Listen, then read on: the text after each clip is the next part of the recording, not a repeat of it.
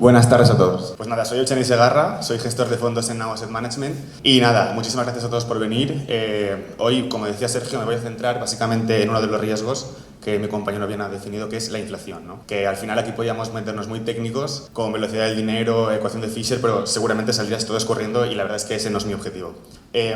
La inflación es una cosa que seamos ahorradores, estudiantes, empresarios, pensionistas, nos afecta a todos por igual, porque es como nuestro dinero, a partir del paso del tiempo, pierde poder adquisitivo. Eso es clave. Imaginad que, por ejemplo, tenemos un billete de 100 euros, lo metemos en un cajón y lo dejamos ahí durante 10 años, ¿no? Sí, es cierto que al cabo de 10 años lo sacaríamos y el billete continuaría igual, continuaría siendo un billete de 100 euros. Pero la realidad, cuando sales al mercado de comprar cualquier tipo de bien o cualquier tipo de producto, sería muy diferente. Y lo que tú podías comprar hace 10 años, obviamente no es lo que tú puedes comprar a día de hoy con esos 100 euros, ¿no? Por tanto, la inflación hay que tenerla en cuenta porque es un factor real, que aunque queramos hacer la vista, hacer como un avestruz, esconder la cabeza debajo del agujero, nos afecta a todos.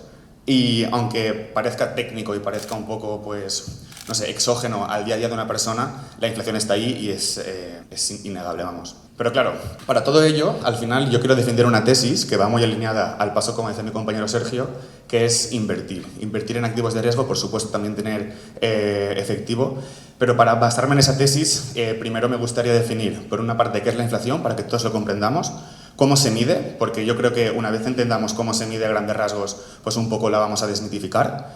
Vamos a ver también qué tipos de inflación hay y en qué escenario nos podemos mover. Y una vez tengamos claro eso, iremos a ver cómo se han comportado los diferentes tipos de activos, aunque luego Pilar hablará con más profundidad. Y por último, pues dar algunos consejos que yo personalmente aplico en mi día a día y que creo que también os pueden servir a vosotros. Pues bien, la inflación no es otra cosa que, no es que un precio, que el barista de Rusafa que se ha venido arriba quiera subir el precio del café, o que el zapatero de la esquina pues tiene unos zapatos que se cree que son únicos y te suben 10%.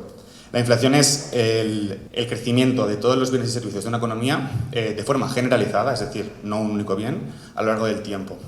Hay que darnos bien claros con dos conceptos, generalizada y sostenida. Generalizada es todos los bienes de una economía, que luego entraré más en detalle en esto de generalizada, y luego de forma sostenida. De nada sirve que los billetes de un avión en Semana Santa te suban para luego volver a caer. Tiene que ser de forma sostenida, porque al final lo que queremos medir es la erosión en nuestro poder de compra.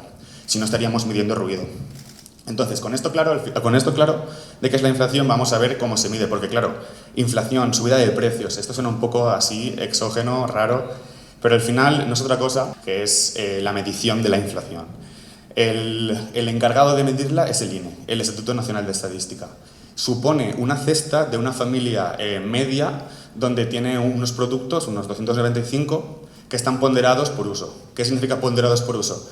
Que cuanto más se utiliza o más básico es en nuestro día a día, más pesa, y cuanto menos, pues menos. Imaginaros, el pan, pues si el precio del pan sube, afectará más al IPC, y si el precio de un pen de estos que metemos en el generador sube, pues afectará menos. Al final lo que quieren medir es cómo afecta realmente nuestro día a día. Pues bien, esto, claro, cada uno tiene una cesta. Una persona de 23 años que se acaba de independizar tiene una cesta hipotética diferente a la de un pensionista, o una persona de 40 años de renta baja diferente a una de 40 años de renta alta, ¿no? Al final, el cálculo de la inflación nunca va a ser perfecto porque, como vemos, cada persona tiene su propia cesta, sus propias inquietudes, sus propios intereses y sus propios gastos, pero eso da igual. Al final es que la metodología sea consistente y que se dé con la realidad. Por poner un ejemplo, en el cálculo del IPC, que es el índice de precios al consumo, en el año 2000 tenían peso pues, la prensa escrita o los CDs, mientras que ahora ha cobrado peso pues, la comida a domicilio o las plataformas de streaming. Claro, como bien decía, en el IPC, maneras de calcular la inflación hay muchísimas. Yo me baso en estas dos porque al final son las que más vamos a ver en la prensa y la que más vais a leer, que es el IPC y la subyacente, que ahora entraré en ella. Pues bien, dentro del IPC hay la gasolina para ir al trabajo y los alimentos. ¿Qué pasa? Que un clima negativo o una guerra en el Medio Oriente puede hacer que esos precios de los alimentos o de la energía fluctúen muchísimo y tengan un impacto obviamente grande en el IPC porque tienen un peso grande en la cesta, ¿no? Entonces, para comprender los dos tipos de inflación que hay, aparte está la subyacente, que lo que hace es eliminar de la ecuación esos bienes, es decir, quita la energía y quita alimentos no elaborados, frutas, hortalizas, verduras, para tener un cálculo de la inflación mucho más estable y robusto a lo largo del tiempo. Entonces, pues bueno, estas son las dos maneras de inflación, son las que más vamos a leer. Y con esto queda claro más o menos cómo se mide. Luego hay turno de preguntas que si queréis pues podéis preguntarme. Bien, como ya sabemos qué es la inflación, qué es subida de precios generalizada y cómo se calcula y qué dos tipos hay, pues nos podemos mover en 4 escenarios. Tenemos deflación, inflación sostenida o amigable, alrededor del 2%, desinflación o hiperinflación. Yo voy a empezar por la deflación, que a priori parece la leche, porque que nos digan a todos que con el mismo salario vamos a poder comprar más, pues a todos nos encanta, pero realmente es un problema. La deflación básicamente es que esa cesta de la compra hipotética que se calcula, el año que viene vale menos y tu salario es el mismo, por tanto puedes comprar más. Y dices, ostras, ¿y dónde está el problema? El problema es muy sencillo, el problema es que esto provoca que mucha gente se meta en sus expectativas que los precios van a continuar bajando. Entonces lo que hace es atrasar la decisión de compra. Y ya no solamente los consumidores, sino también las empresas. Entonces la economía entra en un bucle negativo en el que cada vez se consume menos y se invierte menos. Y eso al final lo que provoca es recesión y desempleo. Entonces la deflación, más de ser una cosa positiva, acaba siendo un problema y es un quebradero de cabeza auténtico para los bancos centrales como se vio en Japón. Por otro lado, no hay que confundirlo con la desinflación. La desinflación básicamente es que si esa cesta sube un 5% y el mes siguiente sube un 3%, continúa subiendo un 3% sobre ese 5%, pero se ha desacelerado. Eso es desinflación. Que la inflación sube, pero sube a una tasa menor de rápida. Y luego tenemos hiperinflación. Hiperinflación es que los precios de esa cesta hipotética de un mes para otro han subido un 50%. Esto es o más, pero eso es un auténtico drama. Tenemos, por ejemplo, Alemania en la República de Weimar después de la Primera Guerra Mundial, o los más recientes como Argentina y Venezuela. Al final, esto es un foco de tensiones geopolíticas, aumento de populismos, revueltas sociales y desestabilidad, donde la gente recurre al trueque, cartillas de abastecimiento y divisa extranjera. Es decir, tú vas a comprar a lo mejor lavadoras, geles o champús y no puedes hacerlo en tu moneda, lo comprarías seguramente en dólares, haciendo que con tu salario en tu moneda local no puedas acceder a ese tipo de servicios. Es un auténtico drama. Luego sería alta persistente. Imaginad que pues, todos los años los precios suben un 6% durante un periodo determinado de largo. No hay determinado porque depende de qué rápido suben los salarios, ¿no? Pero pongamos 10 años. Pues poco a poco el poder adquisitivo de esa gente va bajando. Y al ir bajando no hace falta llegar a una hiperinflación para que los problemas que causa la hiperinflación acaben afectando también a todas las personas, que básicamente es, otra vez, aumento de los populismos, desestabilidad social y pérdida de poder adquisitivo. Y por último llegamos a lo que los bancos centrales denominan el 2% de inflación saludable. ¿Por qué lo llaman así? Por una parte, si los precios crecen un 2%, cada vez las cosas serán un pelín más caras. No mucho, pero un pelín más caras. Eso hace que la decisión de compra no se postergue, sino que se haga hoy, dinamizando la economía. No solamente el consumo, sino también la inversión. Pero hace que las empresas puedan subir los salarios al mismo ritmo, haciendo que los trabajadores no pierdan poder adquisitivo. Entonces, por una parte tienes dinamización de la economía y por otra mantienes el poder adquisitivo. Pero claro, una cosa es el salario y la otra es el ahorro. Luego vamos a ver cuál es el problema de la inflación si no ahorramos, porque sí que es cierto que tú poco a poco vas a poder mantener una tasa de ahorro y un cierto poder adquisitivo, pero lo que ya has ahorrado, la inflación te va a impactar, por supuesto, como ahora voy a mostrar. Bueno, y antes de entrar a mostrar esto, pues me gustaría también contaros de dónde sale, porque hasta ahora pues ya os he contado que los precios suben, qué dos tipos de medir la inflación tenemos y qué entornos hay, ¿no? Pero ¿de dónde sale la inflación?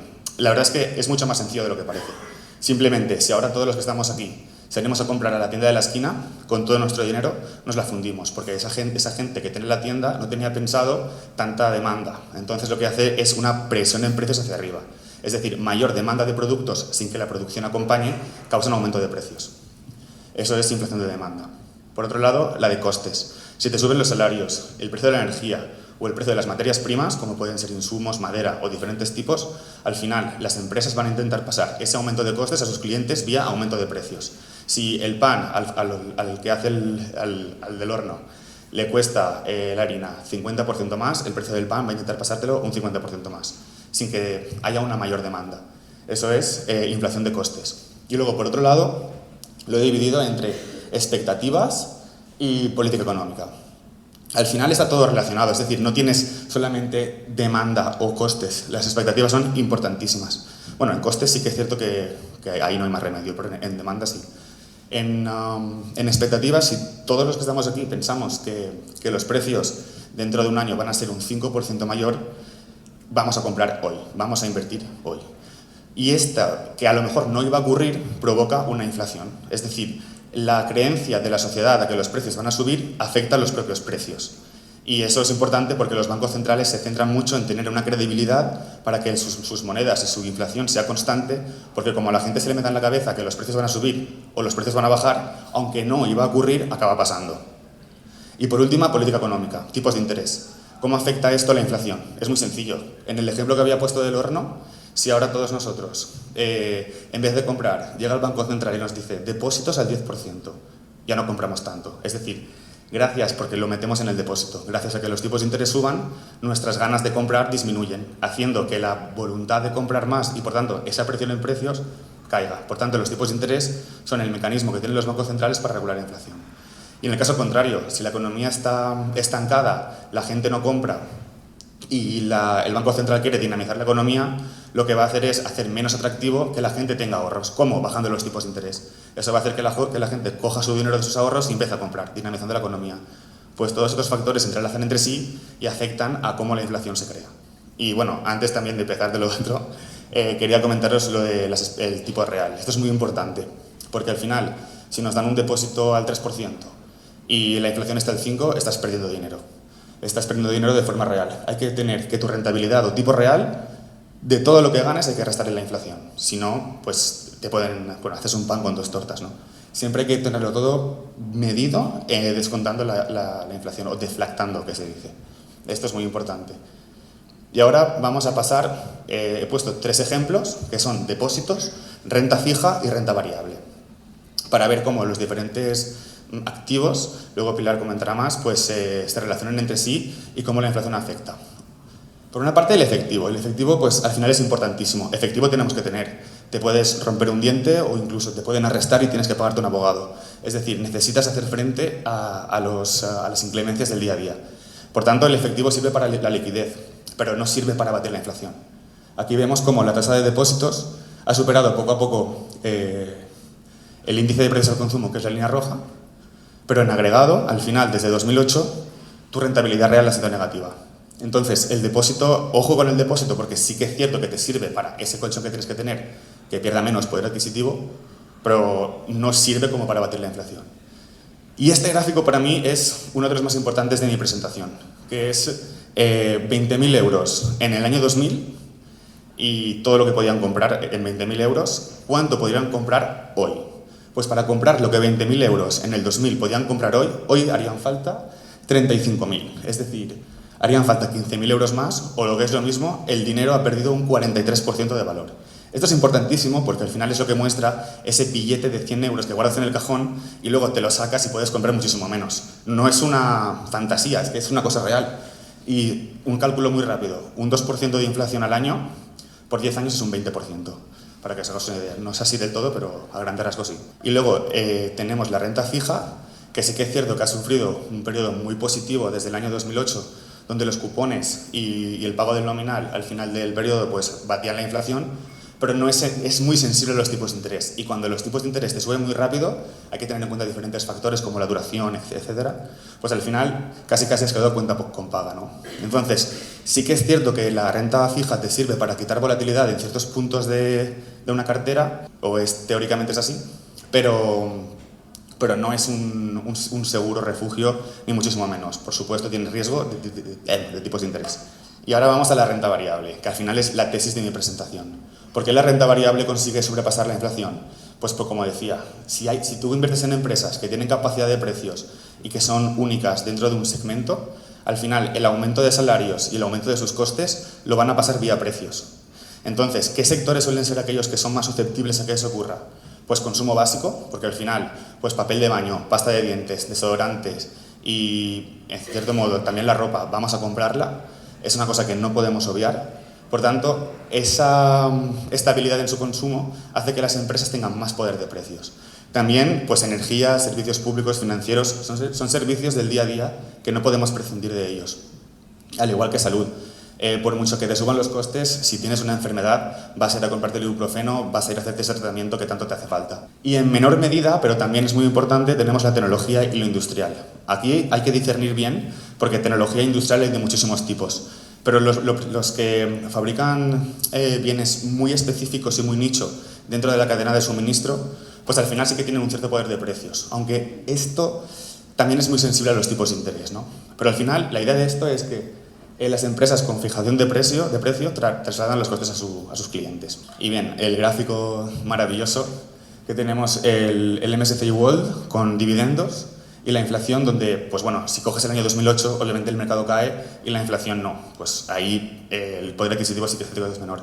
Pero cuando miras un periodo más largo de tiempo, vemos como la renta variable ha sobrepasado claramente la inflación y ha conseguido no solamente mantener tu poder adquisitivo, sino hacer ganancias de capital. Es decir, poseer negocios a largo plazo es superar la subida de precios con creces.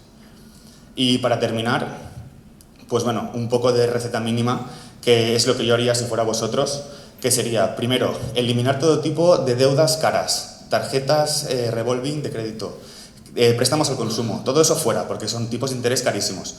Sí que es cierto que, por ejemplo, hipotecas no es tan negativo porque los tipos de interés están mucho más reducidos. Es decir, hay que discernir entre un crédito bueno y crédito malo. Y para mí todo el crédito al consumo es negativo. Yo me lo quitaría. Luego, disciplina a la hora de ahorrar. Es decir, cada vez que nos llega un salario, sin pensárselo dos veces, lo coges y te lo quitas. Es una cosa que tú no has ganado, no es tuyo. Es una cosa para el tú del futuro. Y eso hacerlo independientemente de subidas salariales. Si pasas de 1.000 a 2.000, la proporción la mantienes. Ahorrarás más dinero, pero hay que ser así, hay que ser sistemático. Y luego, pues por supuesto, guardar dinero para liquidez, porque como decía, puedes tener contratiempos y puedes tener una lavadora que se rompe o un coche que se le pinche la rueda, pero parte de ese colchón de seguridad tiene que ir invertido a activos de riesgo, como la renta variable, porque como mostraba, es lo que te va a hacer permitir que tu dinero no pierda poder de compra o incluso tengas ganancias de capital. Al final, ahorrar sin invertir es como correr en una cinta, ¿no? Porque te fatigas, es decir, consumes menos hoy, pero además te quedas quieto porque no avanzas, ¿no? Y esa es ya un poco la tesis de mi discurso y ya pues dejo a Pilar que hable de los activos.